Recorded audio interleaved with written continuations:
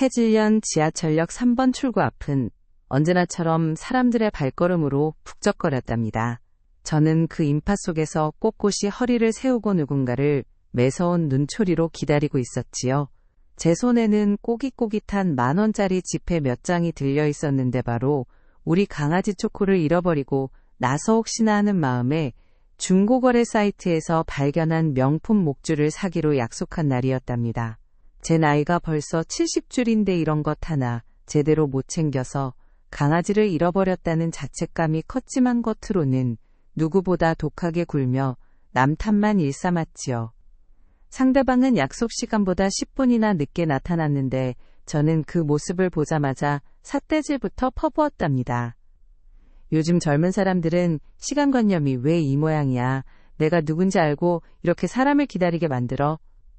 제 말 한마디 한마디는 비수처럼 날카로웠고 상대방의 얼굴을 쳐다보지도 않은 채 목줄부터 내놓으라며 윽박질렀지요. 그이는 그저 당황한 기색으로 고개를 숙일 뿐이었는데 저는 그 모습조차 마음에 들지 않아 혀를 쯧쯧 찼답니다. 제 고집은 바위처럼 단단했고 상대방이 무슨 사정이 있는지 따위는 안중에도 없었거든요. 집으로 돌아오는 길은 어찌나 무겁고 고단했는지 모른답니다. 집에 도착하자마자 초코가 없던 빈 방을 보며 울컥했지만 저는 애써 그 마음을 감추고 오히려 주변 사람들에게 모진 소리만 쏟아냈지요. 다 너희들이 관리 소홀히 해서 우리 초코가 나간 거 아니야? 도대체 집구석에서 하는 게 뭐야? 식구들이 걱정스러운 얼굴로 다가와도 저는 버럭 소리를 지르며 방문을 쾅 닫고 들어갔답니다. 사실 제 마음은 갈갈이 찢겨나가고 있었지만 남에게 약한 모습을 보이기 싫어 더 사납게 굴었던 것 같거든요. 밤새 잠도 못 자고 초코가 좋아하던 간식 봉지만 만지작거렸는데 그럴수록 제 못난 성격은 더 도드라져 주변을 밀어내기만 했지요. 저는 제가 가진 불안을 누군가에게 화풀이해야만 숨을 쉴 수 있는 참으로 비겁하고 못된 사람이었답니다. 내일이면 어떻게든 초코를 찾을 수 있을 거라는 헛된 희망을 품고 저는 또다시 누군가를 원망하며 밤을 지새웠거든요. 다음날 오후 약속했던 역 앞 벤치에서 저는 다시 그이를 만났답니다. 그런데 이상하게도 그이는 목줄을 가져오지 않았고 입술만 달달 떨며 어제와 다른 소리를 늘어놓더군요. 어르신 죄송해요. 목줄이 조금 더 확인이 필요할 것 같아서요. 그 말을 듣자마자 제 안에 분노가 끓어올랐지요. 뭐, 지금 나랑 장난해? 사람을 2번이나 부르고 이제 와서 안 준다니 이거 완전 사기꾼 아니야. 저는 주위 사람들이 다 쳐다볼 정도로 소리를 질러댔고 그이가 억울한 표정으로 무언가 설명하려 할 때마다 중간에 말을 끊으며 독한 말을 내뱉었답니다. 경찰에 신고할 거야. 요즘 세상이 어떤 세상인데 이런 식으로 사람을 우롱해. 당장 내 돈 돌려내. 저의 억지스러운 고집과 비난에 그이는 결국 아무 말도 하지 못한 채 눈물을 글썽이며 자리를 피했지요. 저는 그 뒷모습을 보며 비열하게 웃었답니다. 내가 이겼다는 생각에 내가 세상의 정의를 구현했다는 착각에 빠져 있었던 것이지요. 결국 저는 파출소로 달려가 경찰에게 진술서를 썼답니다. 저 사람이 우리 초코 목줄을 훔쳐간 게 분명해요. 중고거래로 꼬드겨놓고 물건을 안 주는 건 명백한 사기라고요. 경찰관님은 차분하게 기록을 확인하시더니 증거가 부족해 수사가 어렵다고 말씀하셨지요. 그 순간 세상이 원망스러워 미칠 것 같았답니다. 왜 안 되나요? 나 같은 노인은 이렇게 당하고만 살아야 해요? 이 나라는 도대체 왜 있는 거야? 경찰서 로비에서 저는 큰 소리로 통곡을 하며 사람들의 시선을 즐기기도 하고 남 탓을 하며 제 억울함을 호소했지요. 사실 경찰관님은 잘못이 없었지만 저는 제 분노를 표출할 대상이 필요했거든요. 비참한 마음과 함께 찾아온 무력감에 저는 바닥에 주저앉아 신발조차 제대로 신지 못하고 한참을 울었답니다. 세상이 나를 버린 것 같았고 모든 사람이 나를 속이는 것만 같았거든요. 집에 돌아오자마자 기다렸다는 듯이 친척들이 찾아와 저를 다그쳤답니다. 이모 제발 그만 좀 하세요. 이모 성격 때문에 주위 사람들이 다 떠나는 거예요. 왜 그렇게 못하게 사세요? 친척의 비난은 날카로운 송곳처럼 제 가슴을 찔렀지요. 저는 그 자리에서 또다시 방어 기제를 펼치며 대들었답니다. 너희가 내 마음을 알아? 강아지 잃어버린 내 마음이 어떤지 너희가 겪어봤어? 친척들은 한숨을 내쉬며 돌아갔고 저는 텅 빈 집에서 혼자 남겨진 채 벽을 보고 앉아 있었지요. 가만히 생각해보니 제가 그에게 했던 말들이 너무나도 잔인했다는 것을 뒤늦게 깨달았답니다. 저는 나이를 먹어도 어른이 되지 못하고 그저 어린애처럼 떼를 쓰는 못난 노인이었거든요. 제 고집이 초코를 찾는 길을 더 멀게 만드는 건 아닌지 처음으로 덜컥 겁이 나기 시작했답니다. 며칠 뒷폐지를 줍는 동네 할아버지께서 우연히 저를 불러 세우셨지요. 할머니 저번에 그 청년 말이야. 그 청년이 우리 동네 뒤편 공원에서 강아지 한 마리를 안고 쩔쩔매고 있는 걸 봤어. 그 소리를 듣자마자 제 심장이 쿵쾅거렸답니다. 뭐라고요? 그 강아지가 어떤 강아지였는데요? 할아버지의 말씀을 듣고 저는 혼란에 빠졌지요. 그이가 제 목줄을 사기치려던 게 아니라 혹시 초코를 구해주려 했던 걸까? 저는 그제야 제 지난 행동들이 억울한 사람을 향한 폭력이었음을 조금씩 느끼기 시작했답니다. 그이는 사기꾼이 아니라 어쩌면 저를 도와주려던 은인이었을지도 모른다는 생각에 머리가 복잡해졌지요. 저는 그이가 살고 있다는 동네를 향해 무작정 발걸음을 옮겼답니다. 마음속 깊은 곳에서부터 알 수 없는 죄책감이 올라오기 시작했거든요.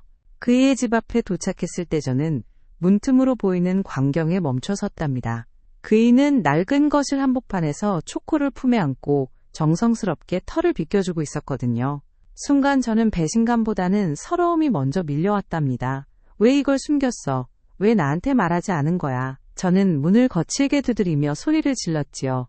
그이가 문을 열고 나왔을 때 그이의 얼굴은 며칠 사이에 반쪽이 되어 있었답니다. 저는 그이의 멱살을 잡고 싶을 만큼 분노가 치밀었지만 그이의 눈에 맺힌 눈물을 보고는 차마 손을 올릴 수가 없었지요.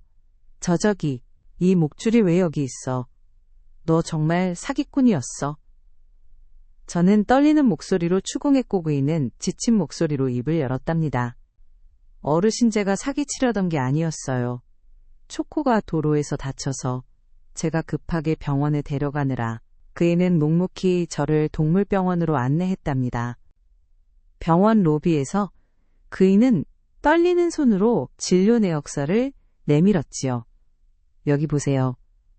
사고 당일 날 제가 초코를 데리고 왔어요.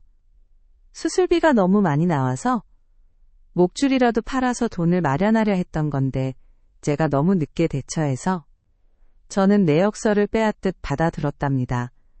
날짜를 확인하는 순간 저는 숨이 턱 막히는 것 같았지요. 그이가 말한 날짜와 병원 기록의 날짜가 일치하고 있었고 무엇보다 초코의 상태가 생각보다 훨씬 심각했다는 것을 깨달았답니다. 저는 불안한 마음으로 진료실 사무실로 들어가 의사 선생님께 물었지요. 선생님이 날짜가 정말 맞는 건가요? 이분이 정말 그날 초코를 데려온 게 맞나요? 의사 선생님은 기록을 대조하며 고개를 끄덕이셨답니다. 그런데 이상하게도 중간에 적힌 치료 기록의 날짜가 다른 진료들과 묘하게 어긋나 있는 것을 발견했지요. 저는 떨리는 손으로 그 기록을 다시 확인했답니다. 분명 날짜가 조작되어 있었지요. 누군가 이 기록을 고의로 수정하려 했다는 것이 뻔히 보였거든요. 그런데 그 내용을 자세히 보니 조작된 날짜는 제가 그 일을 사기꾼으로 몰아 경찰서에 갔던 그날이었답니다. 그이는 제가 경찰에 신고했다는 사실을 알고 본인의 치료비 부담을 줄이기 위해 기록을 맞추려 했던 게 아니라 오히려 제가 초코를 제대로 관리하지 않아 벌어진 사고임을 증명하지 않기 위해 본인이 모든 책임을 뒤집어 쓰고 있었던 것이지요. 그이는 제게 누명을 씌운 게 아니라 저를 보호하기 위해 스스로 사기꾼이라는 오명을 쓰고 있었던 거랍니다. 그 사실을 깨닫는 순간 제 머릿속이 하얗게 변하며 온몸의 힘이 빠져나갔답니다. 저는 그 자리에 털썩 주저앉아 엉엉 울기 시작했지요.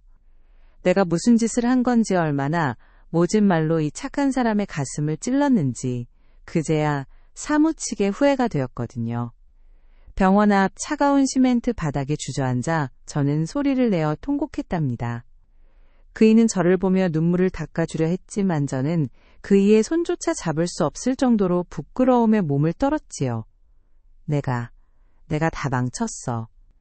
당신이 우리 초코를 살려냈는데 나는 당신을 사기꾼이라고 몰아세우고 경찰서까지 끌고 갔어. 내가 세상에서 제일 못된 사람이야.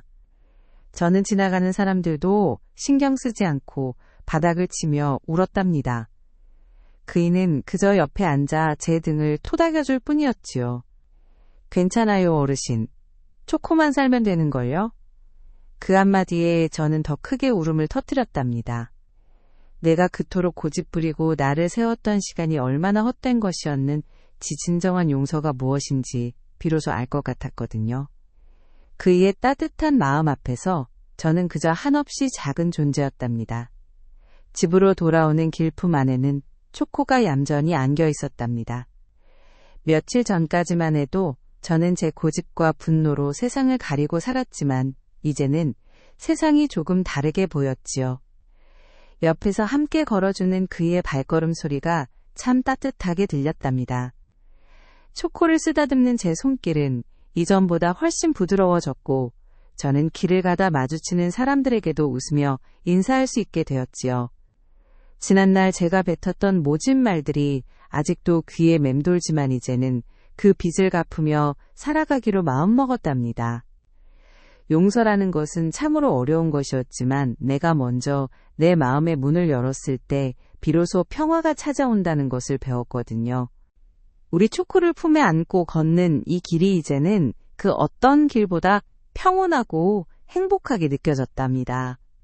저는 이제 더 이상 남 탓을 하는 못난 노인이 아니라 작은 인연에 감사할 줄 아는 사람이 되기로 다짐했죠.